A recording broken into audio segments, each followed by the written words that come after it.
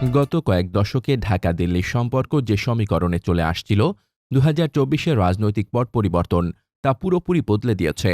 পরিস্থিতি এতটাই জটিল হয়ে উঠেছে যে ভারতের পররাষ্ট্র বিষয়ক সংসদীয় কমিটি একে ১৯৭১-এর পর সবচেয়ে বড় কৌশলগত চ্যালেঞ্জ হিসেবে উল্লেখ করেছে।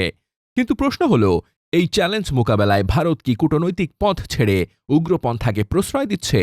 দিল্লিতে বাংলাদেশ মিশনের হাই কমিশনারকে হত্যার হুমকি কি সেই ইঙ্গিতই দিচ্ছে? ভারতের পার্লামেন্টারি কমিটি সম্প্রতি বাংলাদেশকে নিয়ে একটি প্রতিবেদন জমা দিয়েছে। প্রতিবেদনের শিরোনাম future of India Bangladesh relationship. কমিটির নেতৃত্বে আছেন কংগ্রেস এমপি শশী থারুর। প্রতিবেদনে বলা হয়েছে, ভারত যদি এখনই সতর্ক না হয় তাহলে ঢাকায় দিল্লি গুরুত্ব হারাবে, অপ্রাসঙ্গিক হয়ে যাবে। প্রতিবেদনে বলা হয়েছে, বাংলাদেশে নতুন এক প্রজন্মের উত্থান ঘটেছে। এদের চিন্তাধারা আগের প্রজন্মের তুলনায় পুরোটাই আলাদা। তরুণ নেতৃত্বাধীন এই প্রজন্ম ভারতকে সন্দেহের চোখে দেখে। রিপোর্ট আরও বলছে, বাংলাদেশে চীন ও পাকিস্তানের প্রভাব বাড়ছে। স্বাভাবিকভাবেই কপালে চিন্তার ভাঁজ পড়েছে দিল্লির। বিশেষ করে মোংলা বন্দর, লালমনিরহাটের বিমান ঘাঁটি আর পেকুয়ায় সাবমেরিন ঘাঁটিতে নজরদারি বাড়ানোর সুপারিশ করেছে কমিটি।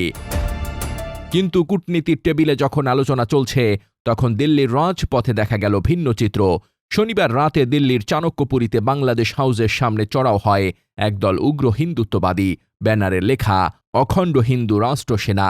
অখণ্ড হিন্দু মানে এরা বাংলাদেশের মতো দেশকে আলাদা রাষ্ট্র হিসেবে দেখতে চায় না। এই উগ্রবাদীরা নিরাপত্তা বেষ্টনী ভেঙে হাইকমিশনের মূল ফটকের সামনে চলে আসে। তবে শুধু স্লোগান দিয়ে থামেনি তারা। বাংলাদেশের হাইকমিশনার রিয়াজ হামিদুল্লাহকে সরাসরি গুলি করে হত্যার হুমকি পর্যন্ত দিয়েছে। আশ্চর্যের বিষয় হল, উগ্রবাদীরা যখন এই তাণ্ডব চালাচ্ছিল তখন সেখানে থাকা নিরাপত্তা বাহিনী ছিল নীরব দর্শকের ভূমিকায়। অথচ মাত্র ২ দিন আগেই আন্তর্জাতিক কূটনৈতিক রীতির দোহাই দিয়ে এই ভারত ঢাকায় তাদের দূতাবাসের নিরাপত্তা দাবি করেছিল। এই ঘটনায় প্রশ্ন উঠছে, দিল্লির অত্যন্ত সুরক্ষিত কূটনৈতিক এলাকায় কর্তৃপক্ষের মৌন সম্মতি ছাড়া এমন ঘটনা কি আদৌ ঘটা সম্ভব? বিশ্লেষকরা বলছেন, বাংলাদেশ এখন দিল্লির প্রতিবেশী শুধু নয়, বরং এক দীর্ঘমেয়াদী পরীক্ষা। ভারতের দ্বিমুখী আচরণ খুব বেশি চোখে লাগছে এখন। একদিকে বাংলাদেশ সরকারের দাবি উপেক্ষা করে শেখ হাসিনাকে আশ্রয় দিয়েছে তারা, একই সময়ে আবার তারা অন্তর্বর্তী সরকারের সাথে কাজ করার আগ্রহের কথাও বলছে। কিন্তু ভারতের অভ্যন্তরীণ রাজনীতিতে মৌলবাদের উস্কানি আর কূটনৈতিক ব্যর্থতা এই সম্পর্ককে আরও খাদের কিনারে ঠেলে দিচ্ছে। আওয়ামী লীগ নির্বাচনে অংশ নিতে পারছে না, এটা নিয়ে ভারতের উদ্বেগ বেড়ে গেছে। অন্তর্ভুক্তিমূলক নির্বাচনের বুলি আওড়াচ্ছে তারা, অথচ এই কথা তারা বিগত ১৫ বছর বেমালুম ভুলে গিয়েছিল।